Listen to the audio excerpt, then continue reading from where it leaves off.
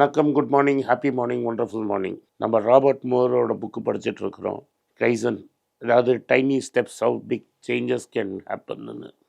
அதில் 3 பாயிண்ட்டை பற்றி நேற்றே பேசிட்டேன். இன்றைக்கி 4வது பாயிண்ட்டை பற்றி பேசுகிறேன். அதாவது நம்ம லைஃப்பில் என்ன பண்ணுவோம், ஒன்று பண்ணால் பர்ஃபெக்டாக பண்ணணும்னு பண்ணுவோம். பர்ஃபெக்ஷன் பின்னாடி போவோம். எதை பண்ணாலும் பர்ஃபெக்டாக போவோம். அது எதனால ப்ராப்ளம் வருதுன்னா, நம்ம லைஃப்பில் நம்மளுக்கு சயின்ஸுக்கு இம்பார்ட்டன்ஸ் கொடுப்போம், மேக்ஸுக்கு இம்பார்ட்டன்ஸ் கொடுக்குறோம், இன்ஜினியரிங்க்கு இம்பார்ட்டன்ஸ் கொடுக்குறோம், மெடிசனுக்கு இம்பார்ட்டன்ஸ் கொடுக்குறோம். இதெல்லாம் நேச்சுரல் சயின்சஸ். உடனே நம்மளுக்கு தெரியும் இது தப்பாக ரைட்டான்னு உடனே தெரிஞ்சிடும். அதனால் ஒரு சென்டிமீட்டர் தப்பாக போட்டால் கூட பிரிட்ஜே விழுந்தாலும் விழுந்துடும். அதனால் அக்யூரஸிங்கிறது அதில் ரொம்ப இம்பார்ட்டண்ட். மெடிசனில் ஒரு உயிரே போனாலும் போயிடும். இந்த உயிருக்கு கொடுக்குற முக்கியத்துவம் ரொம்ப இம்பார்ட்டண்ட். அதனால தான் 10 வாட்டி 15 வாட்டி ட்ரையல் போயிட்டு ட்ரையல்லாம் பார்த்து எல்லாம் பாஸ் பண்ணால் தான் நம்ம அந்த மெடிசனே அடாப்ட் பண்ணுவோம். ஒன்றியத்தையும் ரிஸ்க்குன்னு எடுக்கவே மாட்டோம். ஏன்னா ரிஸ்க்குங்கிறது will have big consequences. But வாழ்க்கைங்கிறது சோஷியல் சயின்ஸ். சோஷியல் சயின்ஸில் ரைட்டாக தப்பான்னு ப்ரூவே பண்ண முடியாது. சில பேருக்கு அஸ்ட்ராலஜியில் நம்பிக்கை உண்டு, சில பேருக்கு அஸ்ட்ராலஜியில் நம்பிக்கை கிடையாது. ஏன்னா இதுக்கு நீங்கள் எக்ஸாக்ட் ப்ரூஃப் கொடுக்கவே முடியாது. நம்பணுங்கிறவன் நம்புவான், நம்பாதவன் பண்ணவே மாட்டான். அதே மாதிரி தான் ஐடியாலஜியும். என்ன ஆனாலும் கம்யூனிசம் ரைட்டுன்னு தான் நிறைய பேர் பேசிகிட்டு இருப்பாங்க. அது எங்கேயுமே சக்சீட் ஆகல. எல்லா இடத்துலையும் அது ஊற்றிடுச்சுன்னாலும் ஏதாவது அதை மாற்றி மாற்றி திரும்பி திரும்பி அதை வேறு ரூபத்தில் பேசுவாங்க. வாழ்க்கைங்கிறதும் அதே மாதிரி சோஷியல் சயின்ஸ் தான். அதனால் நீங்கள் பர்ஃபெக்டாக பண்ணுவேன்னு வெயிட் பண்ணிகிட்டு இருந்தீங்கன்னா லைஃப்பில் எங்கேயுமே போக மாட்டீங்க. பர்ஃபெக்ஷனுங்கிறது இம்பாசிபிள். ஸோ சம்டைம்ஸ் எல்லா இன்ஃபர்மேஷனும் வர வரைக்கும் நீங்கள் வெயிட் பண்ணிகிட்டு இருந்தீங்கன்னா அந்த இன்ஃபர்மேஷனே போயிடும், அந்த இன்ஃபர்மேஷனே வேஸ்ட் ஆகிடும்.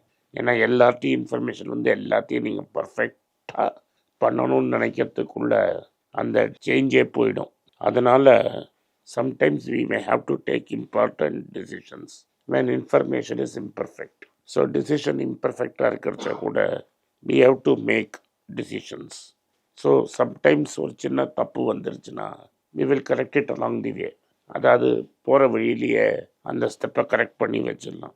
அண்ட் அப்படியே போக போக நம்ம இம்ப்ரூவ் பண்ணிகிட்டே போயிடலாம். நான் எல்லாம் பர்ஃபெக்டாக தான் வைப்பேன் அப்படின்னு நினச்சிங்கன்னா நீங்கள் திருப்பதி மலையை ஏறவே முடியாது. சம்டைம்ஸ் நம்ம அத்தி மீறி ஏறிடுவோம். ஏறினா உட்காந்துருவோம். உட்காந்து மூச்சை வாங்கி ஜோடாவை குடிச்சிட்டு திரும்பி ஏற ஆரம்பிப்போம். இல்லை நான் ட்ரெயின் பண்ணுவேன், பர்ஃபெக்டாக ஒரே மூச்சில் நான் ஏறுற வரைக்கும் நான் அட்டம்ப்டே பண்ண மாட்டேன்னிங்கன்னா ஏறவே மாட்டீங்க. நம்மளோட கிரிவலமும் அப்படி தான். நிறைய பேர் நான் பார்த்துருக்கேன், நானே நிறைய அட்டம்ப்டே பண்ணியிருக்கேன். நடுவில் அங்கங்கே உட்காந்து தண்ணி குடிக்கிறது, டீ காஃபி குடிச்சுட்டு தான் அந்த கிரிவலத்தையே முடிப்போம். அது ஒரு இம்பார்ட்டண்ட்டு ஸ்டெப்பு. அதை விட்டு நான் பர்ஃபெக்ஷனை கொண்டு வருவேன் அப்படின்னீங்கன்னா பர்ஃபெக்ஷனே வராது. அதனால் ப்ராக்ரஸ் அப்படிங்க ஒரு ஸ்டெப்பை எடுத்து வைங்க. மாவு சொன்ன மாதிரி every 1000 mile journey stops with a single step. முதல் ஸ்டெப்பை எடுத்து வைங்க. தப்பு பண்ணிட்டா கரெக்ட் பண்ணிக்கலாம். கோர்ஸ் கரெக்ஷனுங்கிறது நம்மளால் வாழ்க்கையில் பண்ண முடியும். ஏன்னா இது matter of life and death கிடையாது.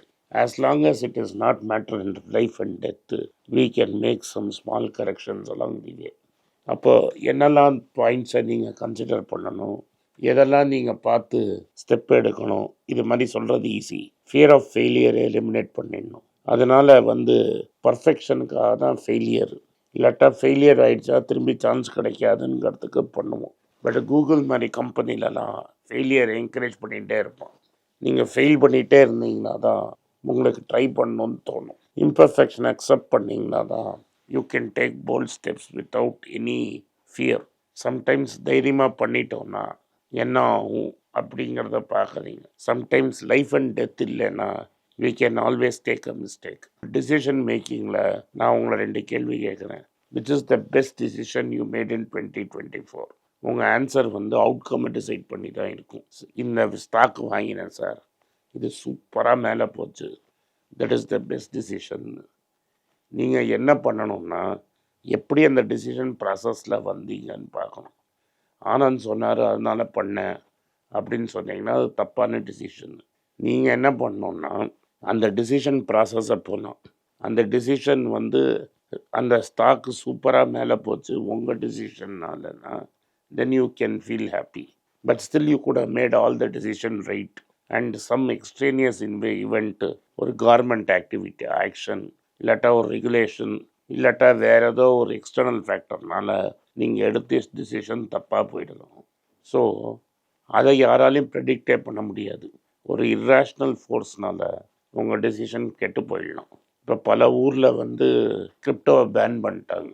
ஒரு பிட்காயின் ஒரு ஈத்தரை வச்சுக்கிட்டு மற்ற எல்லா கிரிப்டோவோட இதையும் நீங்கள் சக்ஸஸாக சொல்ல முடியாது. ஓவர் நைட் பேன் பண்ணிட்டானோன்னு கவுந்துருச்சு. இப்போதைக்கு பிரகாசம் நம்ம ட்ரம்ப் சொல்கிற வரைக்கும், ட்ரம்ப் என்னைக்கு பெல்ட்டி அடிப்பார்னே நம்மளுக்கு தெரியாது. என்னைக்கு பெல்ட்டி அடித்தாரோ அன்றைக்கி திரும்பி ப்ரோக்ரஸ் ஆப்போசிட் சைடில் போயிடும். அதனால் அவுட்கம்மையே நினச்சிட்டு நீங்கள் ஆக்ஷன் எடுத்தீங்கன்னா பயத்தினால நீங்கள் எங்கேயுமே போக மாட்டீங்க. நீங்கள் என்ன பண்ணணுன்னா, நீலேருந்து 10 அடி இன்றைக்கி நம்மளால் போக முடிஞ்சுதுன்னா 10 அடி நம்மளால் இன்றைக்கி நடக்க முடிஞ்சா இன்றைக்கி நம்ம ப்ரோக்ரஸ் பண்ணியிருக்கோம். நம்ம மெட்ராஸ்லேருந்து திருச்சிக்கு போகிறோன்னா 10 ஸ்டெப்பு இன்றைக்கி நடந்தோம்னாலே பெரிய விஷயம். மெட்ராஸ்லேருந்து தாம்பரம் வரைக்கும் நடந்தீங்கனாலே ப்ரோக்ரஸ்ஸு. இல்லை நான் ஒரு நாளைக்கு செங்கல்பட்டு வரைக்கும் நடப்பேன்னு நீங்கள் நினச்சிங்கன்னா சம்டைம்ஸ் செங்கல்பட்டு வரைக்கும் போக முடியாது. So some progress better. என்னால் இன்றைக்கி நான் செங்கல்பட்டு வரைக்கும் நடக்க முடியாது, ஆனால் நான் நடக்கவே மாட்டேங்கன்னா ஒரு நாள் போயிடுச்சு. இங்கேருந்து தாம்பரம் போனால் ஒரு 15-20 கிலோமீட்டராக போயிடுவீங்க. அது மாதிரி அடுத்த நாள் செங்கல்பட்டுக்கு போவீங்களா இருக்கும். 10 நாளில் முடிக்கணும்னு நினச்சது 25 நாளில் முடிப்பீங்களா இருக்கும். அது ஏன் 25 நாள் ஆச்சுங்கிறத நம்ம பார்க்க வேண்டாம். பட் அது 25 நாளில் முடிஞ்சிருச்சுங்கிறது பெரிய விஷயம். அண்ட் மோஸ்ட் ஆஃப் இன்பர்ஃபெக்ஷன் வருது நம்மளோட ரேஷ்னல் எக்ஸ்பெக்டேஷன்லேருந்து. நம்ம எக்ஸ்பெக்டேஷன் சரியாக இருந்ததுன்னா உடனே இன்பர்ஃபெக்ஷனையும் நம்ம அக்செப்ட் பண்ணிப்போம். பிஸ்னஸில் எப்போதும் சொல்கிற மாதிரி ஒரு ஸ்டோரியில் என் பண்ணுறேன். Titan watch making company. அதனால் அது நிறைய ப்ராடக்ட்ஸ் இம்போர்ட் பண்ணிகிட்டு இருந்தாங்க. மன்மோகன் சிங் ஃபைனான்ஸ் மினிஸ்டர் ஆனோன்னா என்ன பண்ணிட்டாருன்னா, உங்களுக்கு ப்ராடக்ட் இம்போர்ட் பண்ணணுன்னா அதுக்கு ஈக்குவலாக எக்ஸ்போர்ட் பண்ணணுன்ட்டார். ஸோ டைட்டன் என்ன நினச்சாங்கன்னா, நம்ம 18 கேரட் கோல்டு ரெடி பண்ணி யூரோப்பில் விற்றோன்னா நிறைய டிமாண்ட் இருக்கும். அந்த டிமாண்டை நம்ம ஃபில்ஃபில் பண்ணோன்னா அந்த எக்ஸ்போர்ட் மார்க்கெட் ஆகும். அந்த எக்ஸ்போர்ட்டுக்கு ஏற்ற மாதிரி நம்ம இம்போர்ட் பண்ணிக்கலாம் அப்படின்னு நினச்சாங்க.